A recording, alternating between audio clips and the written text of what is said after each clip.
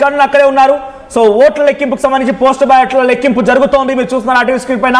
అటు నెంబరింగ్స్ ఒకవైపు, ఇంకోవైపు పోస్ట్ బ్యాలెట్ల ఓపెనింగ్ చేయడం మనం చూస్తూ ఉన్నాం. సో వెంటనే పోస్టల్ బ్యాలెట్స్ ని సీల్ ని తీసి అక్కడే కౌంటింగ్ ఏజెంట్లకు చూపించి ఆ తర్వాత సెగ్రిగేట్ చేస్తారు. ఆ వెంటనే వాటిని లెక్కింపు కూడా జరుపుతూ ఉంటారు. సో అక్కడ జరిగేటువంటి ప్రక్రియని ఇక్కడ మనకు చూస్తున్న మాగంటి సునీత, ఆ విజువల్లో కనిపిస్తోంది మాగంటి సునీత బీఆర్ఎస్ అభ్యర్థి. తను లోపల కౌంటింగ్ కేంద్రం దగ్గరే ఉన్నారు. పోస్టల్ బ్యాలెట్ దగ్గర తను పోస్ట్ బ్యాలెట్ ని చూపిస్తూ ఉంటే తను అక్కడ తనిఖీలు చేస్తున్నారు పోస్ట్ బ్యాలెట్స్ ని. సో పక్కన నెంబర్స్ కనబడుతున్నాయి. కాంగ్రెస్ లీడ్ కి వచ్చింది. Congress 25, BRS 22, BJP 9. బీజేపీ అక్కడ ఆగిపోయింది. కానీ బీఆర్ఎస్ కాంగ్రెస్ దూసుకుపోతున్నాయి. నువ్వా నేనా అన్న చందంగా ఆ ఓట్ల లెక్కింపుకు సంబంధించినటువంటి దాంట్లో నువ్వా అనేటువంటి హోరు పోరు కనిపిస్తోంది. సో ఈవీఎంలకు సంబంధించి కూడా మరి కాసేపట్లోనే కౌంటింగ్ ప్రారంభం కాబోతోంది. ఇంకొక 5-10 నిమిషాల్లో పూర్తి స్థాయి రిజల్ట్, పోస్టల్ బ్యాలెట్ సంబంధించి పూర్తి స్థాయి రిజల్ట్ రాబోతోంది.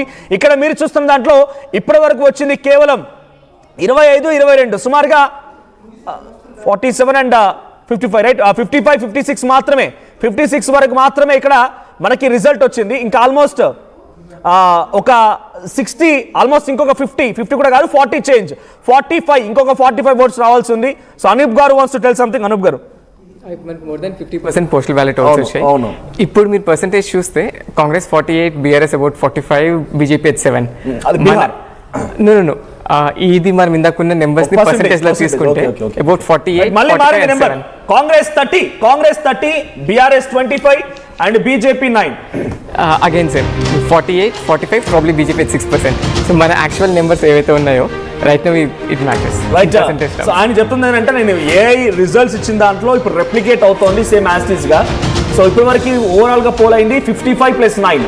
సో ఆల్మోస్ట్ గా ఒక 66 ఆల్మోస్ట్ అక్కడ ఆ రేంజ్ లో పోల్ అయితే, 64 ఆ రేంజ్ లో పోల్ అయితే దాంట్లో 50% ఎబోవ్ పోల్ అయ్యాయి. కాబట్టి ఇప్పటి వరకు ఇచ్చిన దాంట్లో 50% లోపల ఉంటే 48 and 45, రైట్, 45 and 6%. సో అలా రెప్లికేట్ అవుతుందని చెప్తున్నారు. సో రిజల్ట్స్ మారుతున్నాయి.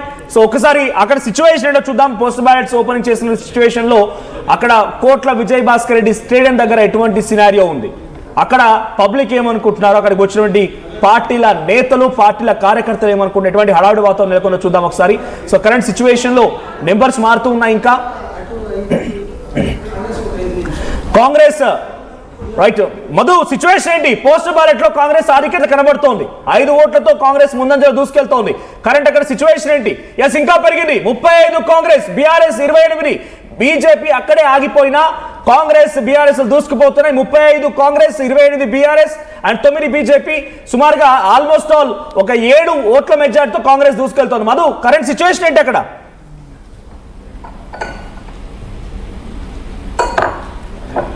రైట్ మధు, ఈవీఎంలు కూడా ఓపెన్ చేసినట్టుగా తెలుస్తూ ఉంది. కౌంటింగ్ ప్రక్రియ ప్రారంభమైంది. అభ్యర్థుల సమక్షంలో కౌంటింగ్కి సంబంధించినటువంటి ప్రక్రియ స్టార్ట్ అయింది. ఈవీఎంలకు సంబంధించి కొద్దిసేపట్లోనే ఈవీఎంలకు సంబంధించినటువంటి అప్డేట్ కూడా రానుంది.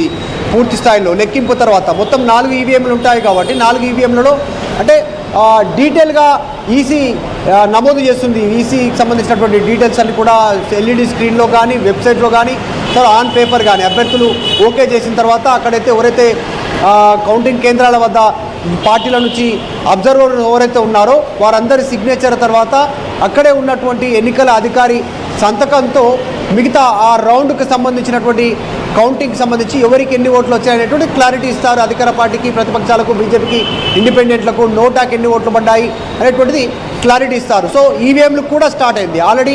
పోస్టల్ బ్యాలెట్తో పాటు కొద్దిసేపట్లోనే పోస్టల్ బ్యాలెట్కి సంబంధించి పూర్తి క్లారిటీ రానుంది.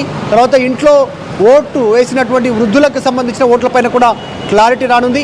సో ఈవీఎంలు కూడా కొద్దిసేపట్లోనే అప్డేట్ రానుంది. ఒక ఉత్కంఠ ఉంది 2 తెలుగు రాష్ట్రాలకు సంబంధించి. ముఖ్యంగా రాజకీయ పార్టీల్లో ఇటు కాంగ్రెస్, బీఆర్ఎస్, బీజేపీకి సంబంధించినటువంటి క్యాడర్లో కూడా కాస్త ఉత్కంఠ కొనసాగుతూ ఉంది. పోస్టల్ బ్యాలెట్లో పోటాపోటీగా ఈ మూడు పార్టీలు వారికి సంబంధించినటువంటి రిజల్ట్తో రిఫ్లెక్ట్ చేస్తూ ఉన్నటువంటి సిచ్యువేషన్. సో ప్రజలు మా వైపు ఉన్నారంటే మా వైపు ఉన్నారు, చదువుకున్న వాళ్ళు మా వైపు ఉన్నారు అనేటువంటిది అనుకునేటువంటి సిచ్యువేషన్. ఈరోజు జూబ్లీస్ నియోజకవర్గాల్లో కూడా చాలామంది ఎడ్యుకేటర్ ఓట్స్ ఉన్నాయి. తర్వాత బస్తీలు, కొంతమంది కాలనీలతో పాటు సో వాళ్ళు ఎటువైపు నిలబడ్డారనేటువంటిది కూడా ఫలితాలను డిసైడ్ చేసేటువంటి సిచ్యువేషన్ కనిపిస్తూ ఉంది. సో ప్రస్తుతం షేక్పేటకి సంబంధించిన ఈవీఎంలు ఓపెన్ చేశారు అభ్యర్థుల సమక్షంలో.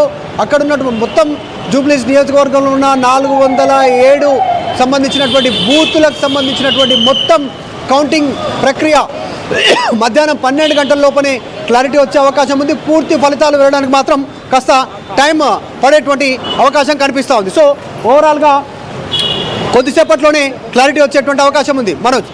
రైట్ మధు, ఈ నెంబర్స్ ఇంకా మారుతూ ఉన్నాయి. పోస్టల్ బ్యాలెట్లో Congress party and BRS neck to neck fight ఉంది.